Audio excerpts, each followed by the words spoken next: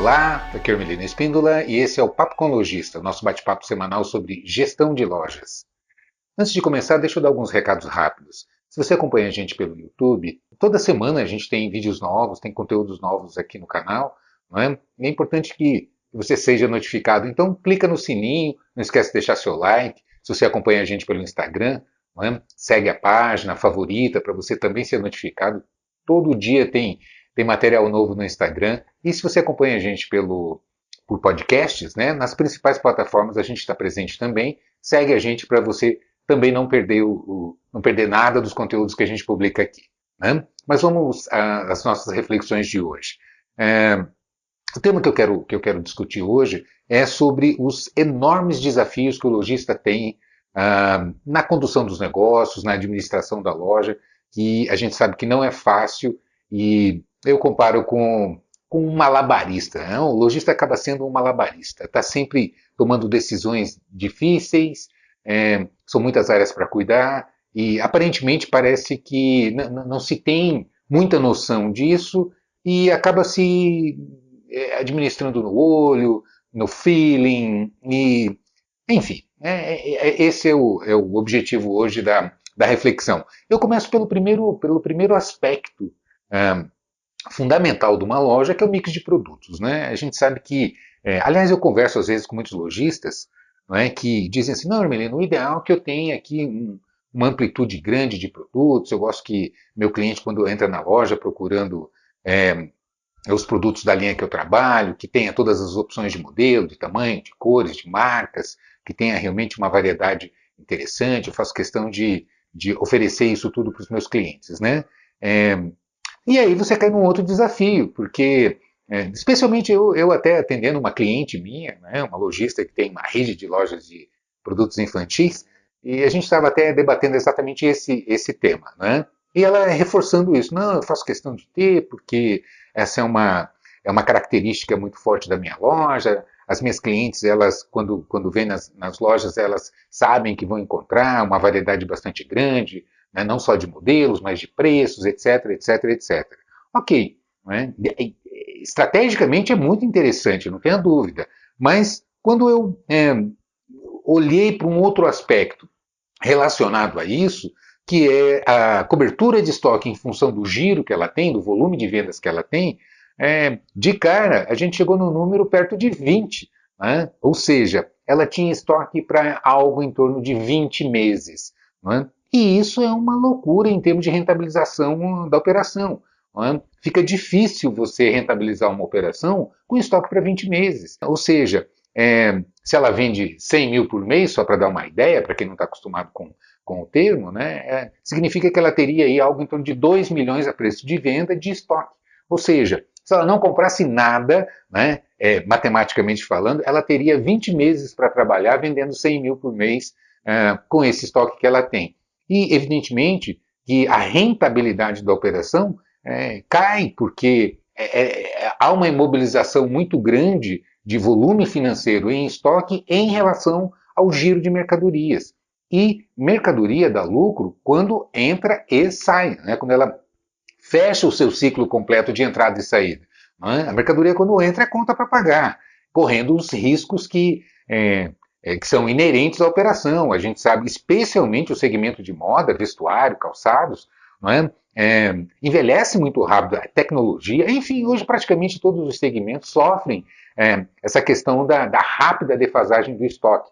Não é? E isso desvaloriza o estoque. Então, se você investe em estoque muito alto, pensando em atender essa variedade, essa amplitude toda de categorias, não é? E essa profundidade, não é? Oferecendo muitas opções de modelos, marcas, tamanhos, cores, ou seja, realmente ter essa amplitude toda dentro da loja, evidentemente, isso vai bater na cobertura. E quando você satisfaz esse lado, você prejudica o negócio e impacta de maneira significativa.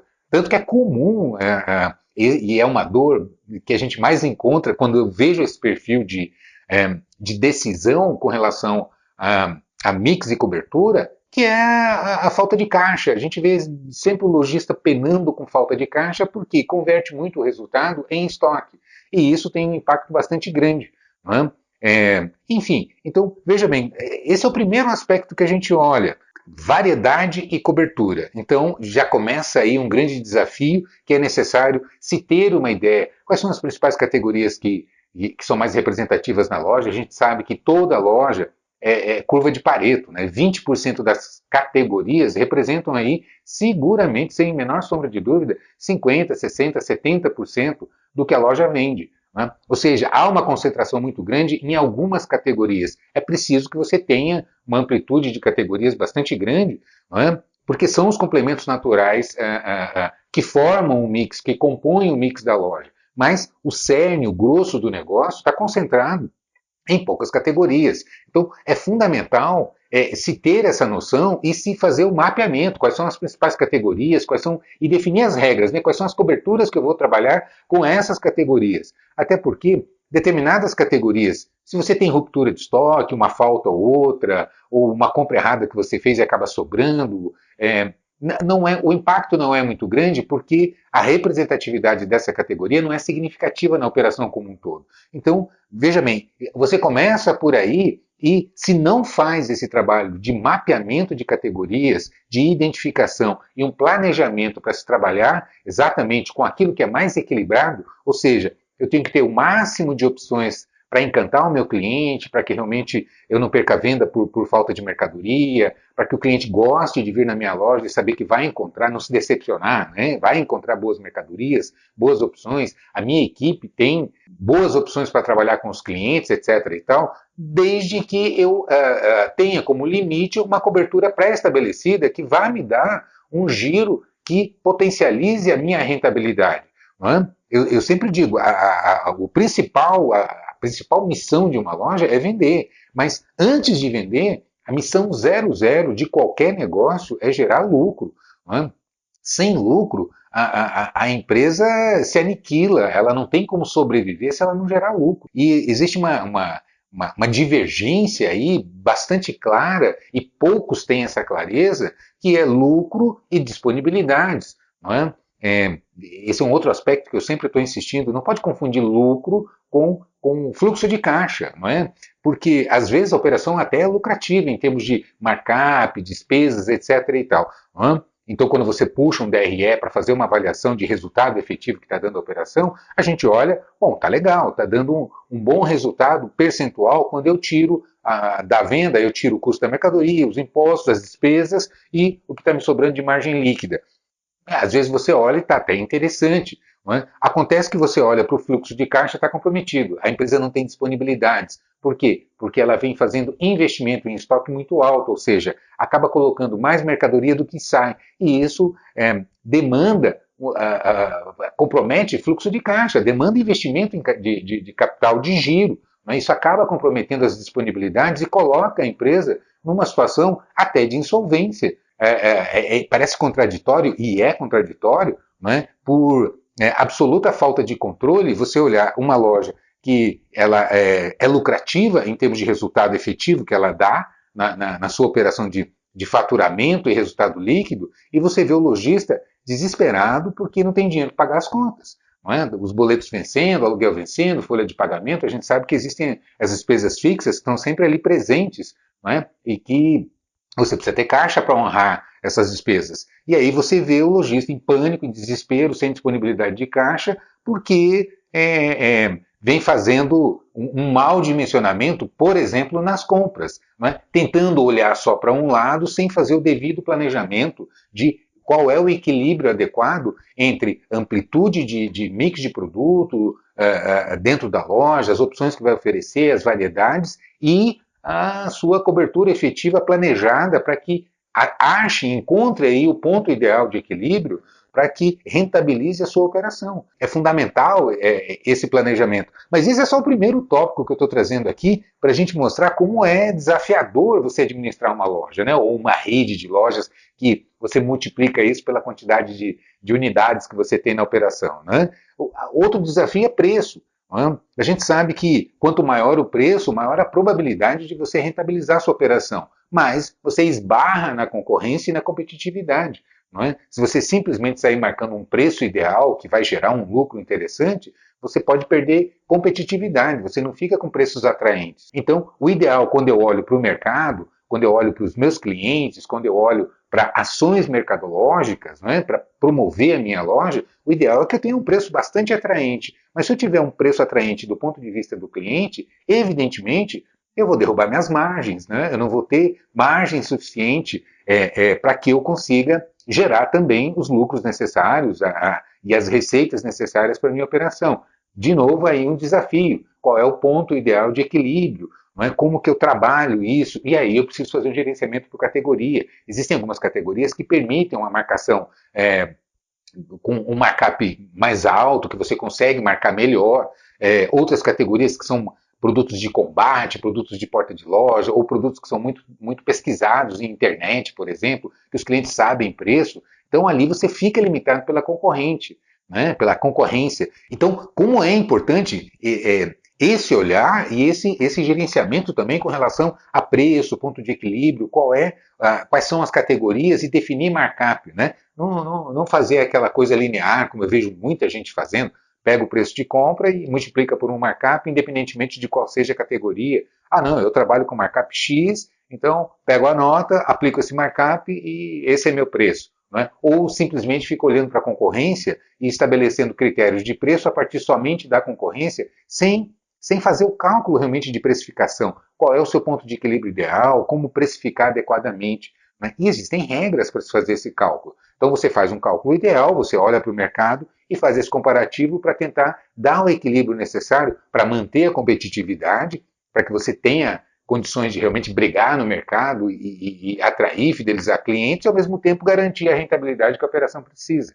Não é? Nem tanto ao mar, nem tanto à terra. Precisa encontrar aí o ponto de equilíbrio ideal. Então, a gente está falando de preço, e esse é um outro desafio. Outro aspecto importante que eu lembro é prazo. Né? Se eu oferecer aqui planos de pagamento alongados, e esse é um outro mantra aqui no canal que eu estou sempre batendo, quem compra à vista compra pouco. Não é? Se eu quero vender mais, se eu quero subir meu ticket médio, se eu quero colocar mais itens nas vendas, eu preciso ter bons planos de pagamento. Então, do ponto de vista comercial, do ponto de vista de venda, o ideal é que eu tenha meus planos bastante alongados. Não é? Mas quando eu alongo o prazo de pagamento, evidentemente que de imediato eu vou bater onde? No meu caixa, porque eu coloco a mercadoria para fora, eu subo o meu faturamento, a minha margem de lucro melhora expressivamente, mas eu fico sem dinheiro, sem disponibilidade, porque a mercadoria saiu e eu não recebi ainda. Então, eu preciso trabalhar uma estratégia adequada para garantir liquidez, né? Porque aí eu fico, de novo, entre esses dois extremos. Né? E aí é um novo desafio. Qual é o plano de pagamento adequado para que eu consiga dar o equilíbrio em subir o meu markup, subir porque quem compra à vista quer desconto, quer preço, não é? Compra menos. Então, se eu quero um markup melhor, se eu quero um ticket médio mais alto, se eu quero mais itens na venda, e se eu quero que a minha equipe e o meu cliente consuma produtos mais caros, eu tenho que ter uma estratégia de plano de pagamento. E aí vai impactar, evidentemente, direto no meu financeiro.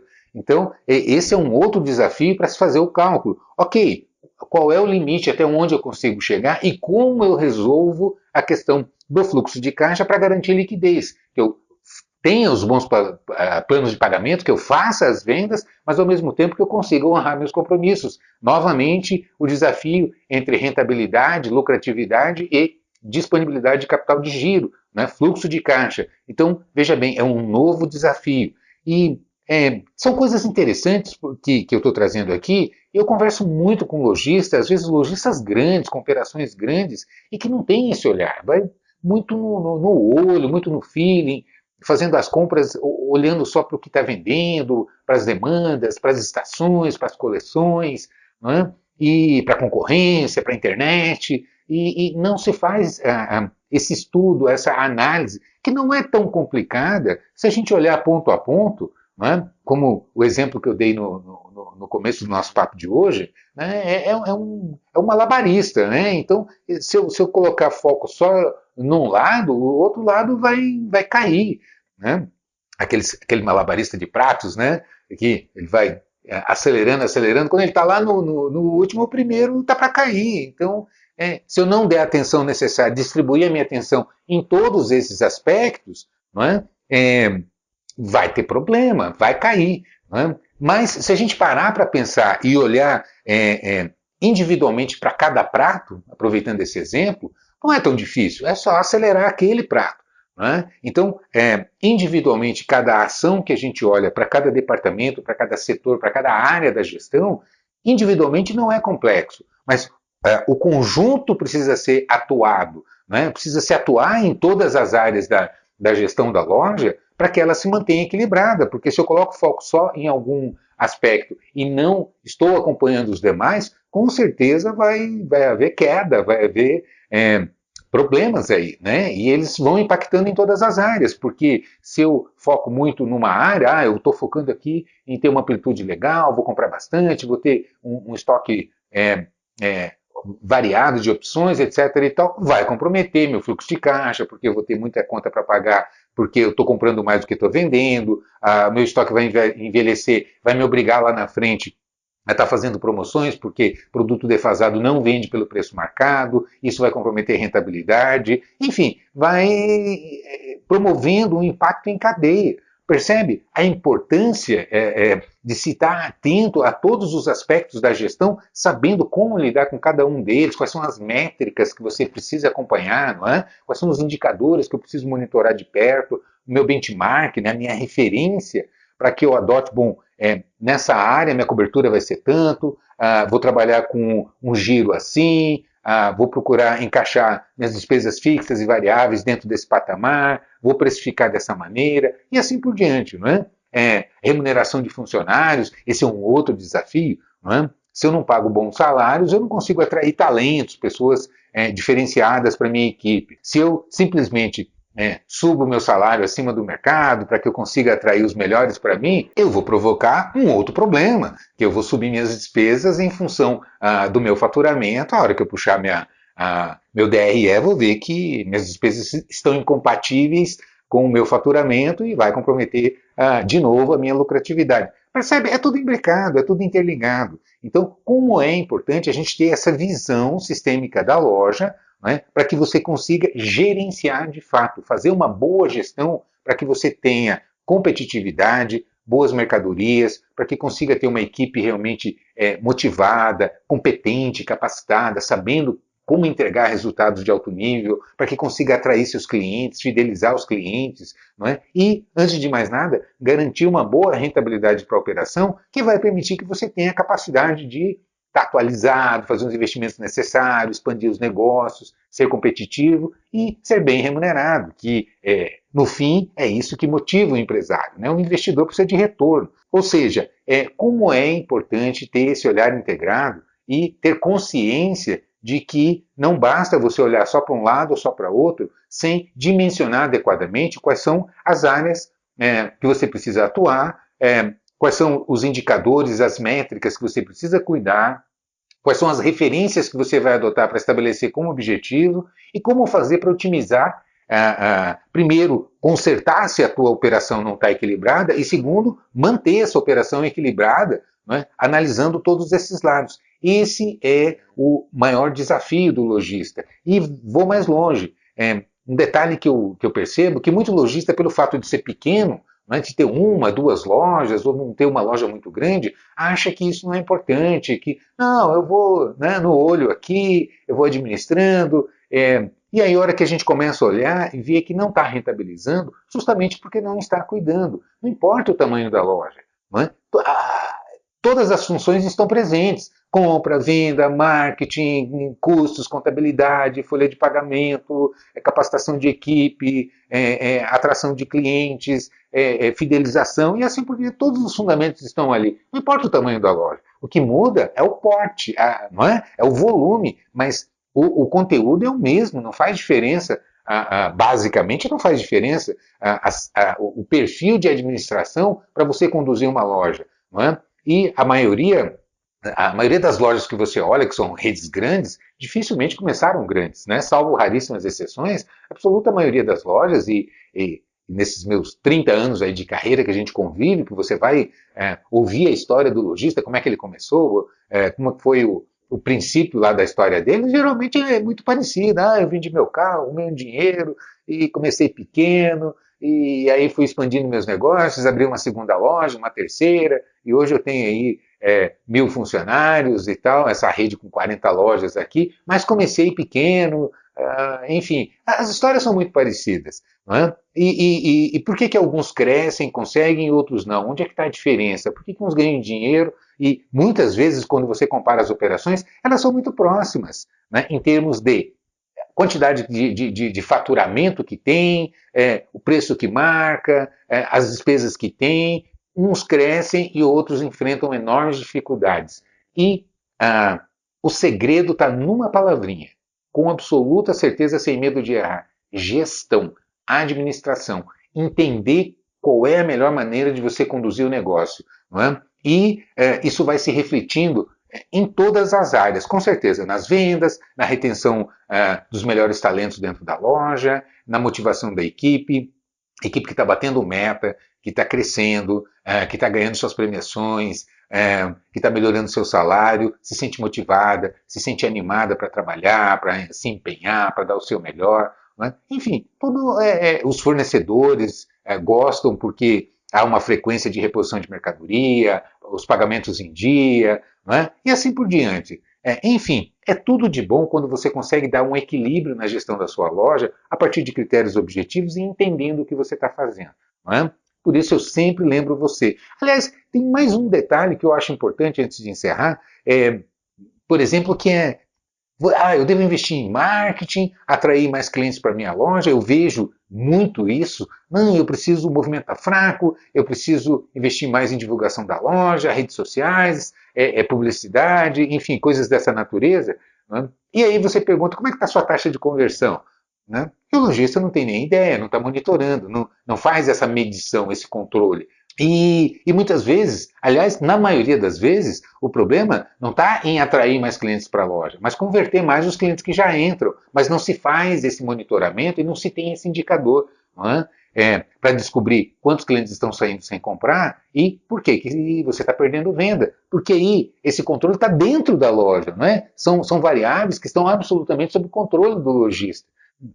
Então, eu lembro você que se você não usa sistema de controle de tráfego é porque não quer. É só entrar na minha página, falandodeloja.com.br, eu forneço gratuitamente, custo zero, tanto o sistema de controle de tráfego, é só você se cadastrar e usar, a gente deixa disponível, é uma cortesia que o nosso canal faz para os nossos clientes e a nossa audiência, e ainda deixa um curso disponível para você não só saber como parametrizar adequadamente, cadastrar os motivos de perda de venda, a sua equipe, se você tem mais de uma loja, enfim, como parametrizar todo o sistema, e uma outra aula de como gerar e interpretar os resultados. Não é? O relatório que é gerado através dessa coleta de dados que você faz, e como interpretar esses dados para que tome as ações corretivas necessárias e gere os resultados que você precisa. Isso está na minha página, está livre,